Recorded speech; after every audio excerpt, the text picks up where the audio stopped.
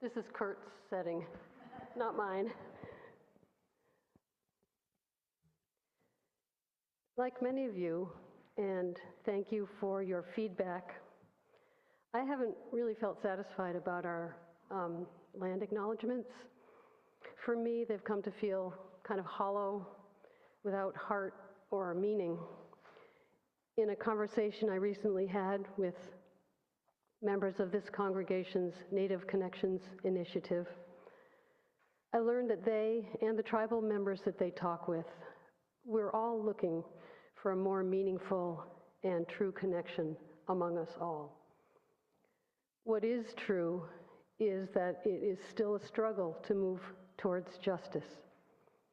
Snohomish tribal members are still working on receiving federal recognition. It has taken decades of effort, and the progress is glacially slow. Harm from white colonization continues, and in our most truthful moments, we would say that our success is built on stolen land. Native Connections Initiative, based here at UUCWI, we know them affectionately as NCI, has been working for several years now to build relationships with tribal members on Whidbey. The tribal members have let NCI know that they welcome and appreciate being seen. And all participants in this healing project recognize that acknowledgement is only the start, that action is the next and crucial step. The essential action that they are working on at the moment is to establish relationships and learn the truth.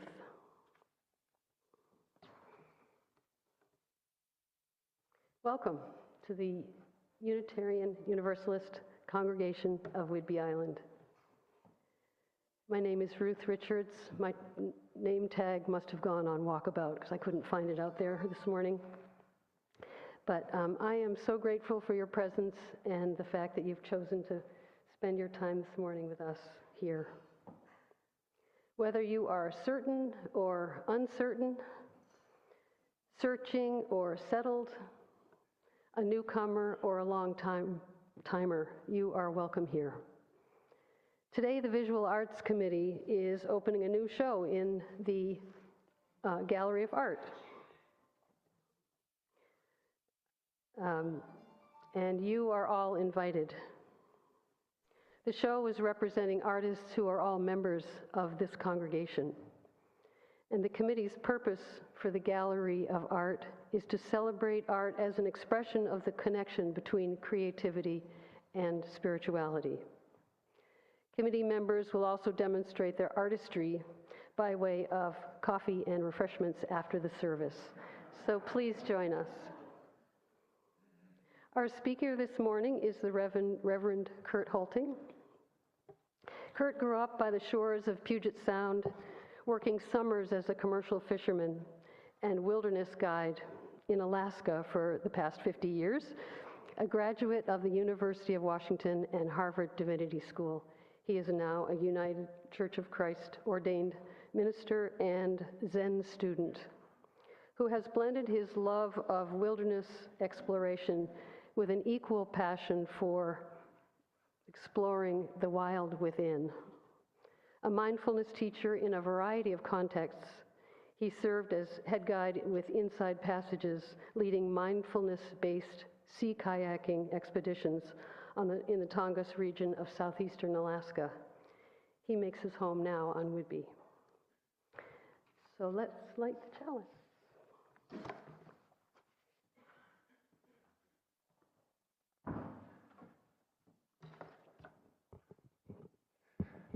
Thank you, Ruth, and I'm really happy to be here. The reading that I've chosen this morning is a little poem from Wendell Berry that speaks to me right now quite powerfully. He writes, "It may be that when we no longer know what to do, we have come to our real work. And that when we no longer know which way to go, we have come to our real journey. The mind that is not baffled is not employed. The impeded stream is the one that sings.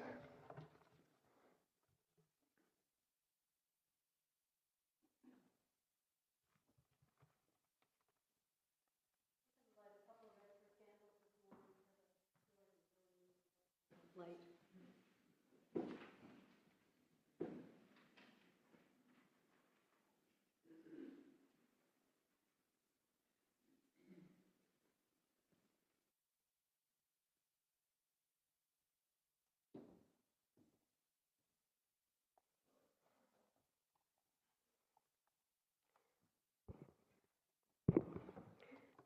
Please rise or remain seated as you wish, and we will speak our affirmation and then sing hymn number 131, Love Will Guide Us.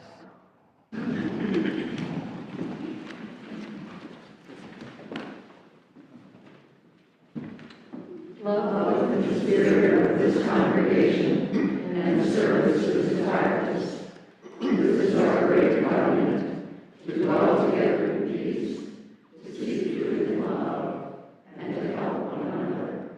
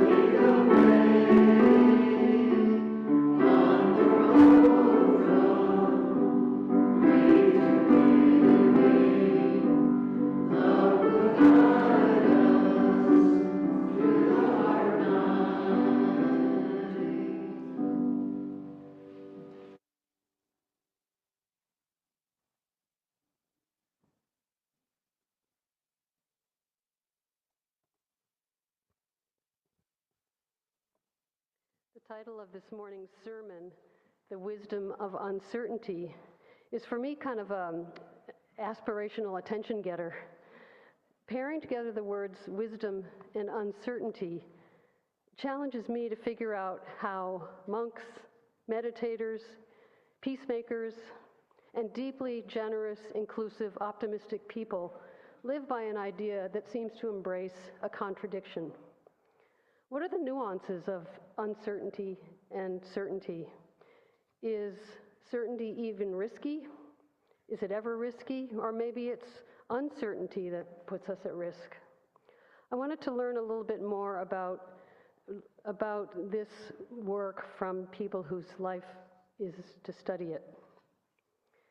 And I found Maggie Jackson, who is the author of Uncertain, The Wisdom and Wonder of Being Unsure.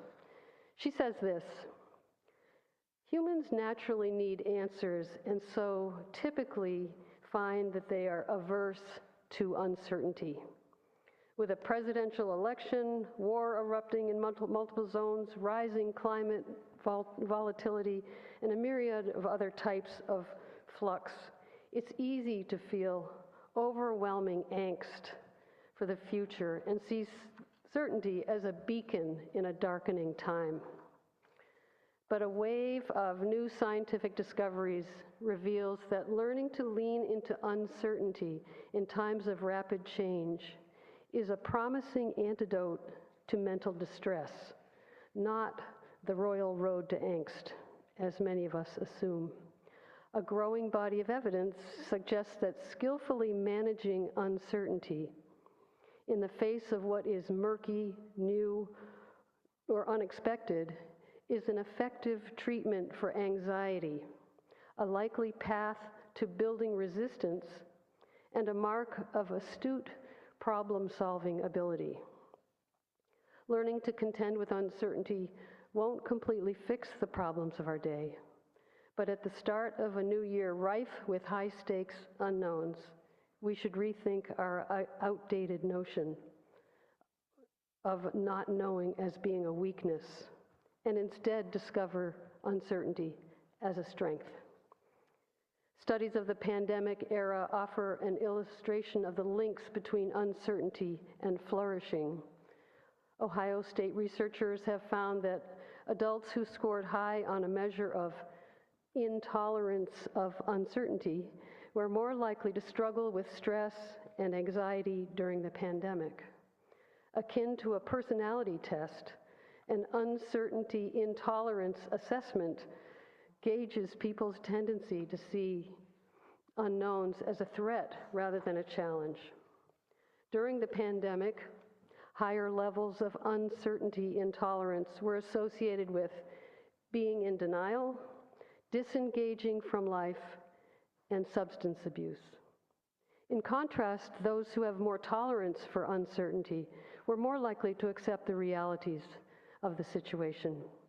Michel Dugas is a professor of psychology at the University of Quebec, and he says, "Life is inherently uncertain, and if you have difficulty dealing with that, you will have difficulty dealing with life."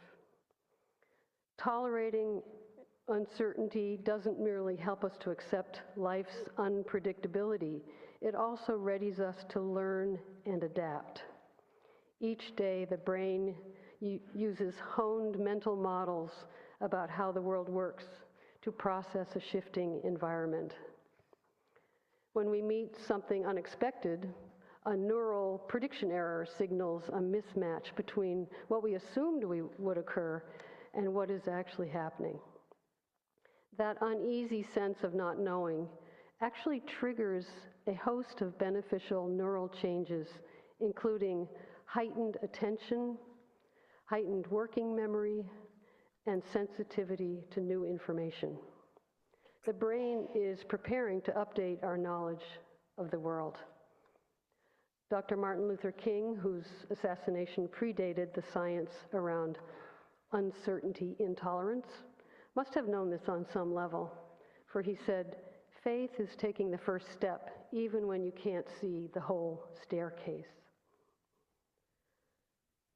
All of us on Whidbey got a harsh wake-up call this week when a message came from the principal of South Whidbey Schools saying, and I'm quoting the message here, "It has come to our attention that one of our school parents has fallen victim to the immigration raids that have begun in our country.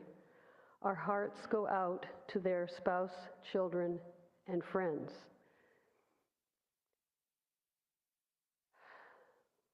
Here is an opportunity to rein in the natural response of fear, doubt, and disengagement. And I can tell you all right now, I have so much adrenaline going, right, just from thinking about this kind of stuff.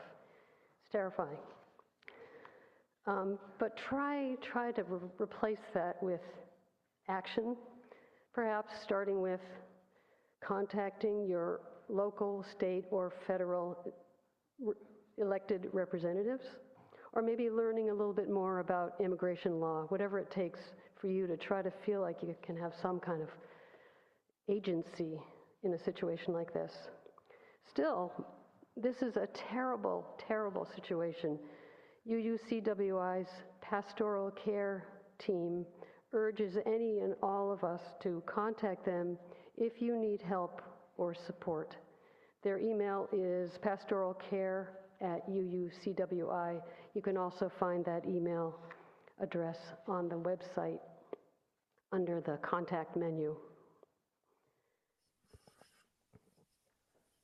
Okay, so I'm going to offer a reading and also a prayer. Let's see here. The reading, I was privileged and honored yesterday to be hosted here in a book launch for my new book, Apprentice to the Wild. And I want to, first of all, thank this lovely congregation for allowing me to do that here. It was really great. And this is, the reading is a short excerpt from my new book that I hope will speak to the moment we're in. Beauty will always abound, feeding our creative flourishing. If we let it, despair is optional. What we make of our towering global challenges will arise out of how courageously and with what joy we inhabit our moments now. The fact that we cannot foresee the outcomes of our efforts is not a problem, but an actual strength. It frees us to try something new, then try again. This not knowing is the reason we are gifted with beauty to begin with, which is nothing but the wings of change itself, the essence of unpredictability and surprise. How skillfully we can respond to these currents of change may come down to how well we can allow our lives to intersect with the beauty that is continually arriving in our midst, folded into those same currents of change.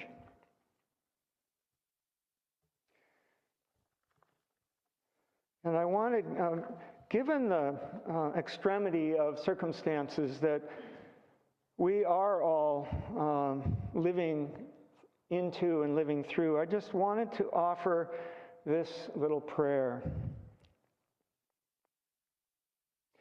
May our hearts and minds remain both tender and resolute in the face of the inhumanities now being embraced by many of our leaders and visited upon our island community.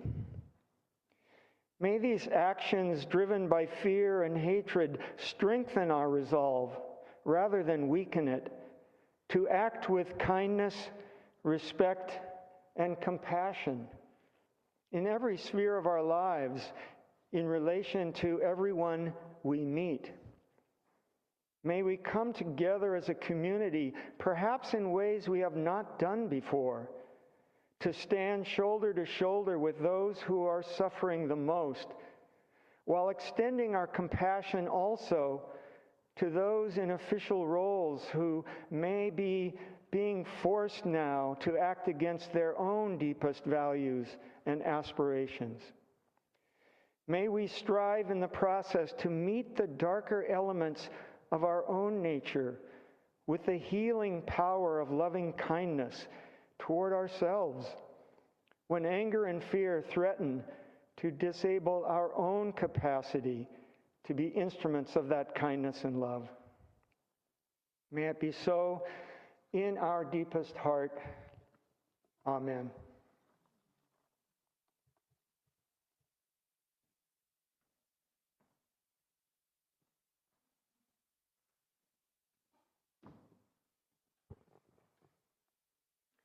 I'm just amazed at the bravery of so many people who are bearing witness to the brutality that's going on this planet at the moment. If you're feeling loose ends or lost, but with the current national and world events trying our resilience, let's sing hymn 1015, I Know I Can. Let the hymn lift you up and carry you along, if only for just a few minutes. We'll sing all 5 verses.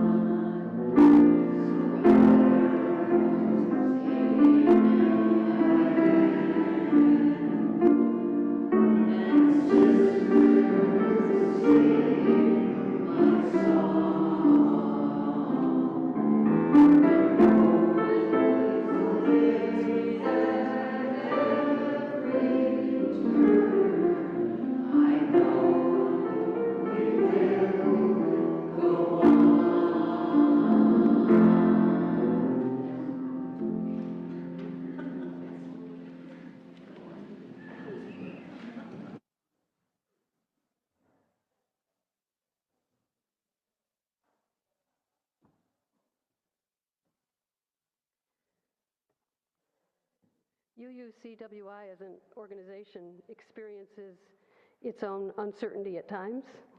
Say when the board calculates a budget and no one has a magic wand to guarantee that it is achievable.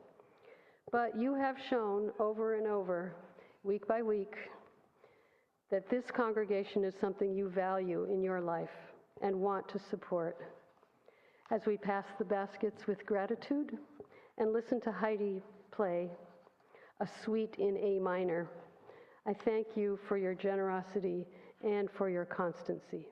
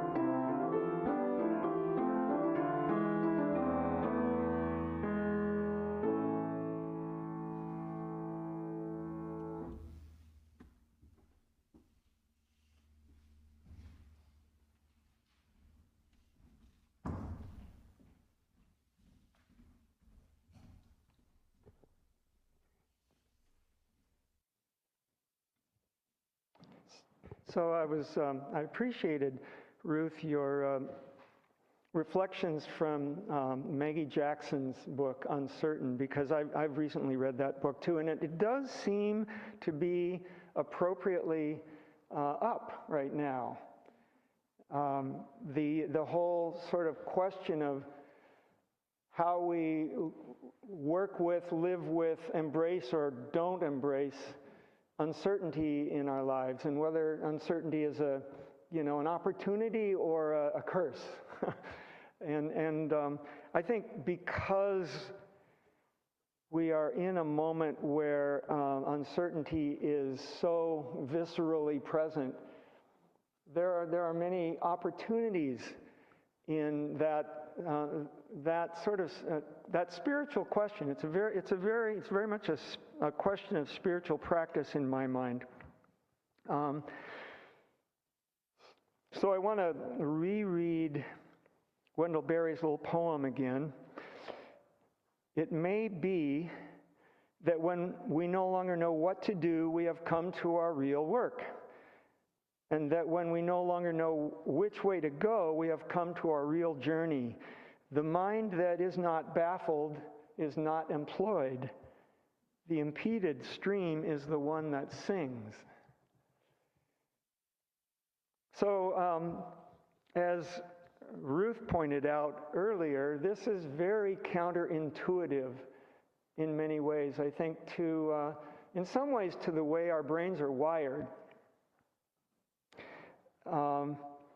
It may seem when we hear those words from Wendell Berry that this is completely upside down.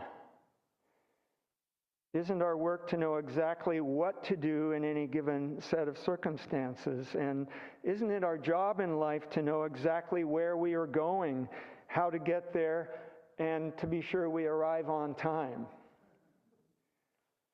I mean, that's kind of the assumption, almost often unconsciously, that we carry with us.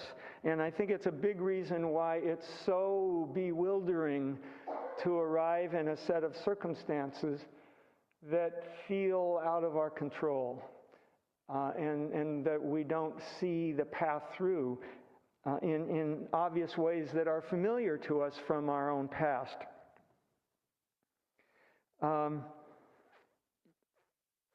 What do we do, Wendell Berry asks us, when we find ourselves bewildered and lost in a world we no longer recognize as our own?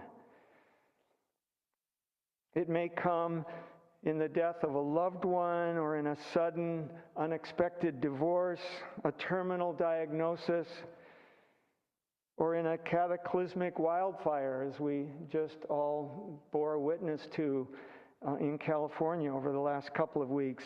Or it may come from an election that seems to open our nation to an assault from within, at least an assault on the values that many of us hold to be primary and irrevocable. At such times, uncertainty becomes the whole of the world we inhabit. Bafflement as close as we can get to finding our bearings again. And yet that same not knowing, this is in Zen, we talk a lot about don't know mind. Which again is a very counterintuitive practice, but in Zen it's a very explicit practice. Learning how to not know and learning how to be sort of always curious about what it is we don't yet know and maybe can't know.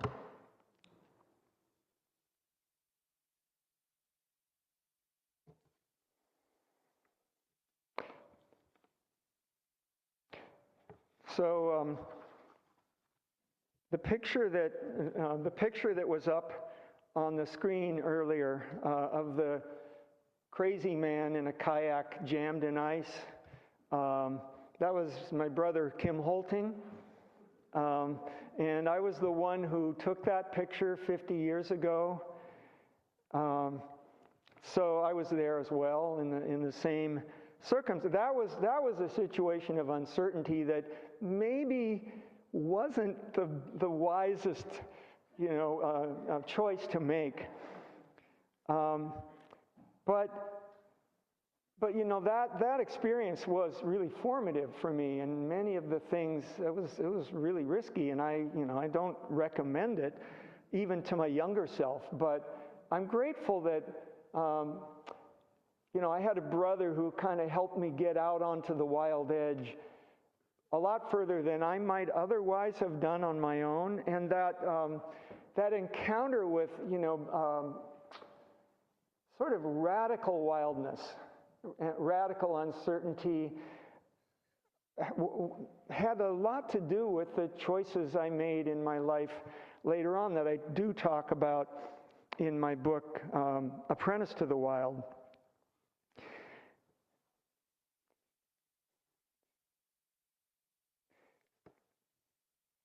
And I think that we're being asked now to question in some new ways, perhaps, our habitual ways of responding to threats to our well-being, or what we perceive as threats to our well-being. Threats we may have grown accustomed to hiding from behind a false sense of comfort or safety, or just comfort, safety, well-being. We're living in a time, clearly, we're living in a time of tumultuous changes. And the bafflement that this is forcing upon us is something that Wendell Berry holds up as an invitation to encounter our lives in a more radically open way, to begin our real work, or to become curious about what is my work now? Oh my goodness, what now? and to commence our real journey. Where do we go? Where do I go from here? Whoa. And that sort of being struck dumb in a certain way, just brought to a standstill, those can be moments of profound transformation in our sense of what we brought here for. You know, what we're doing in this human body, this human life, in this particular moment, fraught though it may be, of human history.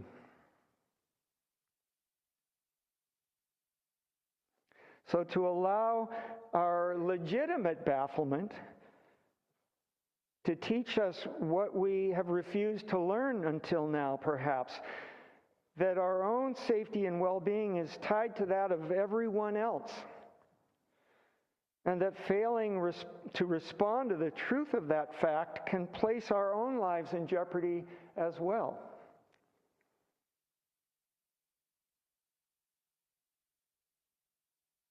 As I write in my book, Apprentice to the Wild,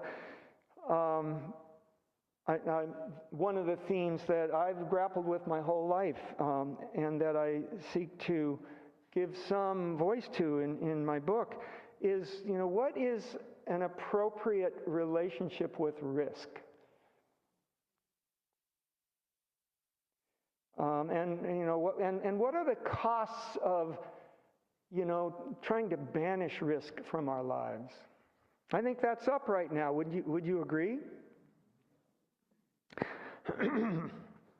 The notion that we can or should try to expunge risk from our lives is its own kind of mirage.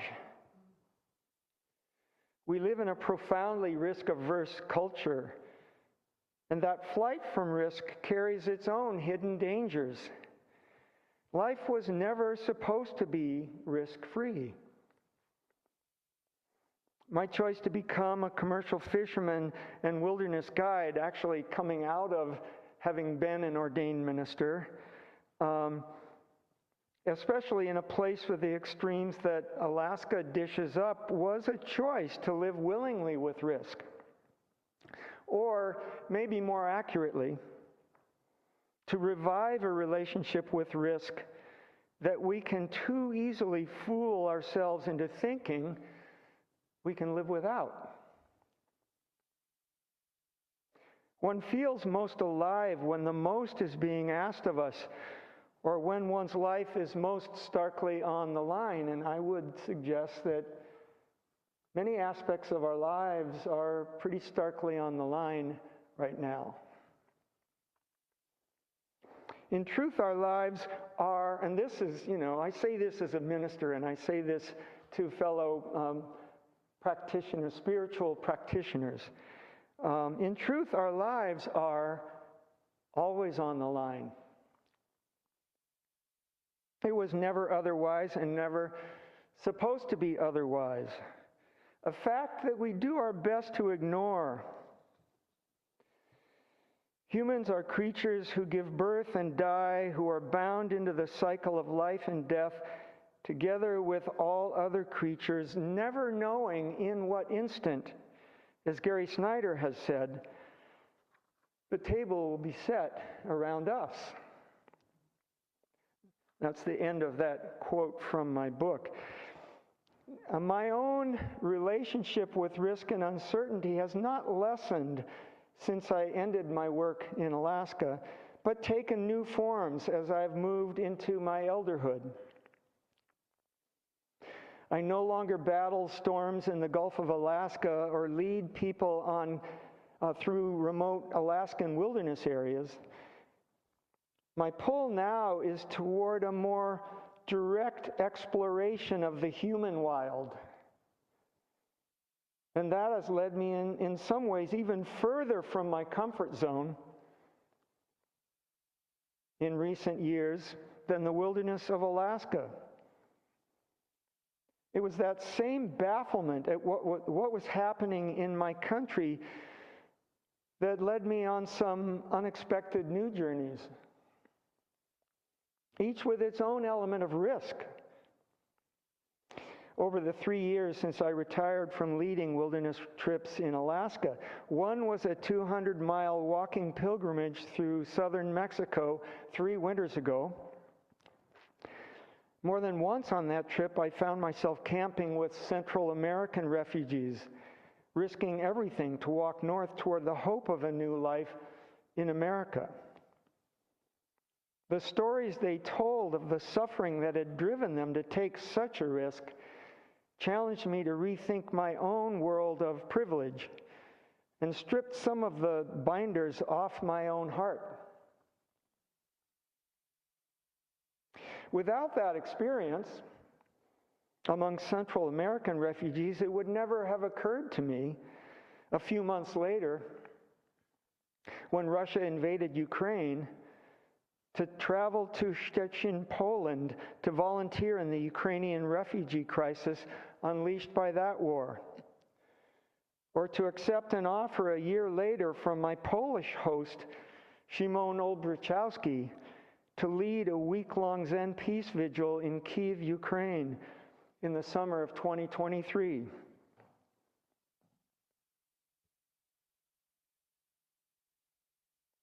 None of those possibilities were even on my radar screen when I concluded that last wilderness trip in Alaska, and could have just sort of put myself out to pasture, I guess. You know, I could have just, but I don't do it that way. And I guess part of my invitation just to our thinking and to our spiritual discernment process at this moment is to ask ourselves, those of us who, you know, fellow Q-tips like me, to ask ourselves, what does it mean, what might it mean to become the elder that these times need and that these times call for? What would that look like for me? It doesn't have to be going to Ukraine in the middle of a war, but what might it mean for each of us?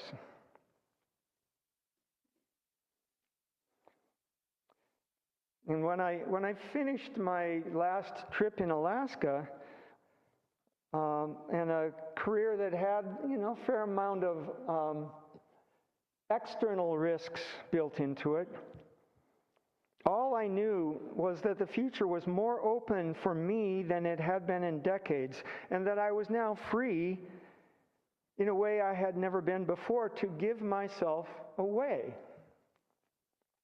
At least that's how I sort of posed it as a challenge to myself, and continue to do so.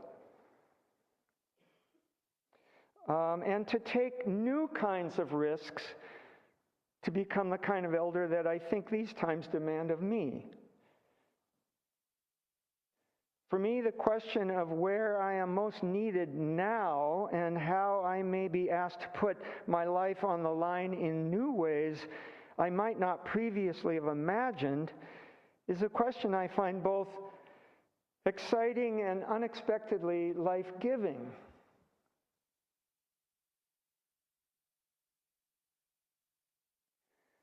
And I think that is at least potentially the counterpoint to the fear and anxiety and bewilderment that many of us feel, and that I feel a lot of the time myself. It's not as though I've sort of resolved that one.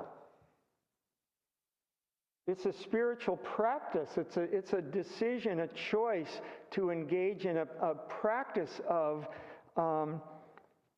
questioning my thoughts, and especially questioning my fears. As a mindfulness teacher, learning how to sort of let my body tell me when I've gone, when I'm sort of falling into fear or falling into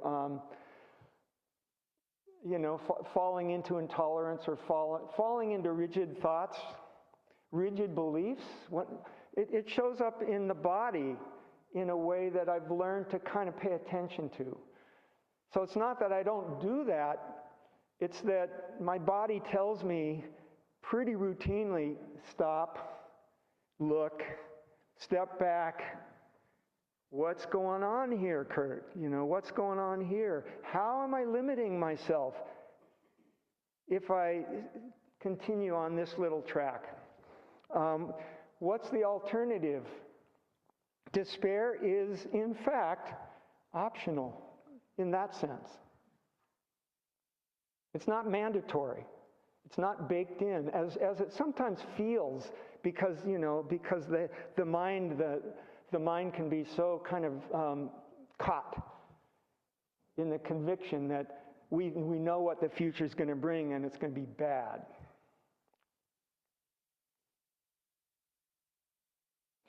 The paradox of embracing beginner's mind, as we call it in Zen, is that it frees us from the presumption that we could ever know really or precisely what the future will bring.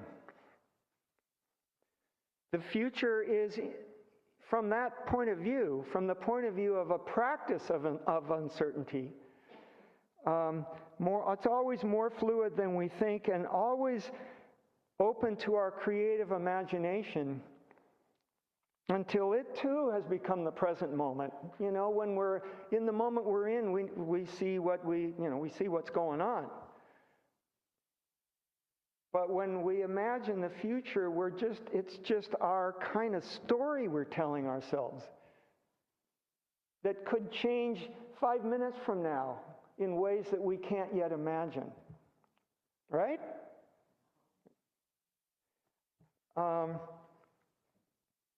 So choosing to not know what the future brings or will bring is a powerful source of freedom from fear.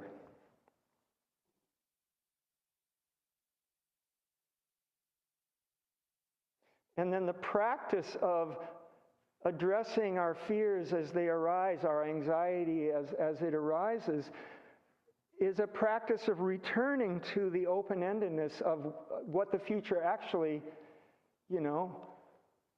of what we can't know, which is really anything specific or,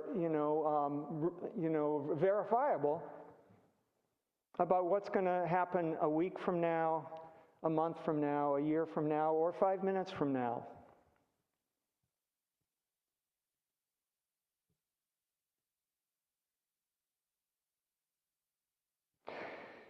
So that's, that's what I'm inviting us to at least ponder, is what it would take to open ourselves to the complexity of not knowing, as well as the actual fact that we can't know. We know what the trends are. We know stuff that's happening right now that we don't accept or like. But what is it to act now in the only moment we ever really have? Literally the only moment we ever have to act, to respond is the moment that we're in right now. That's what I get from my Zen practice, that I'm truly grateful for. And I think that is a reason to have a kind of pragmatic hope.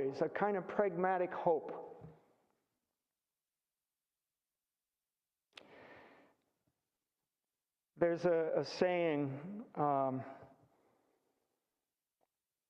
hope is a verb with its sleeves rolled up. So what is it for each one of us, in this moment, to roll up our sleeves? What would that look like? And to have a mind that reflects or is willing to acknowledge that there's something I can do in this moment. And it may involve some risk. And it may take me places I never dreamed I would go that actually make my life larger and more joyful. I don't have any feelings about this. So I want to share just briefly the reflections of my young friend Volta Peshkovsky from Kyiv, Ukraine, who participated in this week-long Zen Peace Vigil. I co-led there a couple summers ago. And a young mindfulness teacher in Ukraine who has become a very close friend who I Zoom with almost every week now.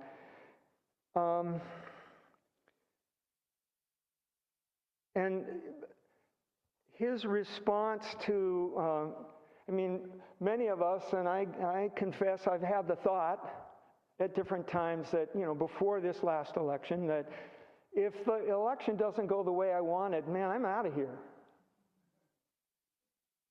Any of you have that thought or that fantasy? So listen to what Volta has to say, who's lived through this whole war. When I asked him,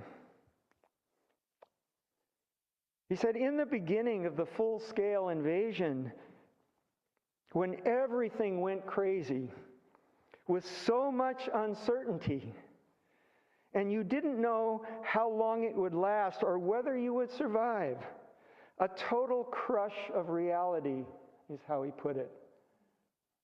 Sound familiar? Maybe a little bit? My practice was to keep my feet on the ground, staying mindful of small things, not to run, just to stay here, to stay in Kyiv and witness everything that would unfold. Because at that time, it looked like Kyiv would likely be occupied. What we saw in Mariupol, what we saw in Kherson, what we saw in the Kharkiv region, it could happen here. I didn't have a strategy of what to do. But I somehow knew deep down that I didn't want to escape. I wanted to bear witness and know from the inside, from my own experience, to be vulnerable, to be present. So I want to let these powerful words from my friend Volta challenge and inspire us as we confront our own time of profound uncertainty, our own crush of reality. What am I going to do when I don't know what to do? Which way will I go when I don't know which way to go, to offer my own life in support of what is most needed now?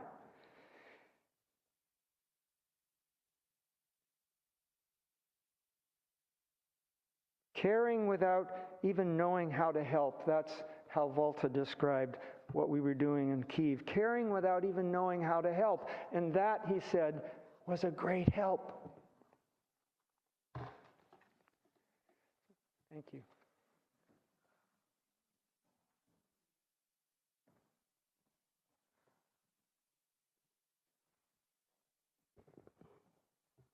Thank you, Kurt. I think in the interest of time, since we're running a little late, I would like to just end with our postlude, Woyaya, and this is going to be a participatory postlude. Kurt and his brother Kim and Heidi will play it through once, and then we're invited to join to sing through the second time.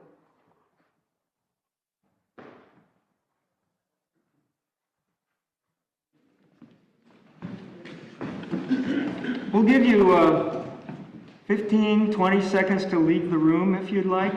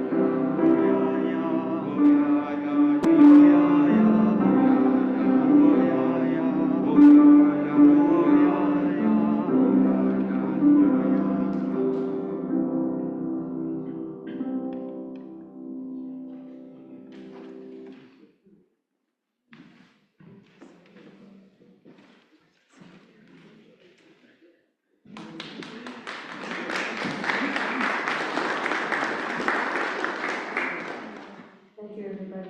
Let's stand up, move around, have some refreshments, and go look at some great art.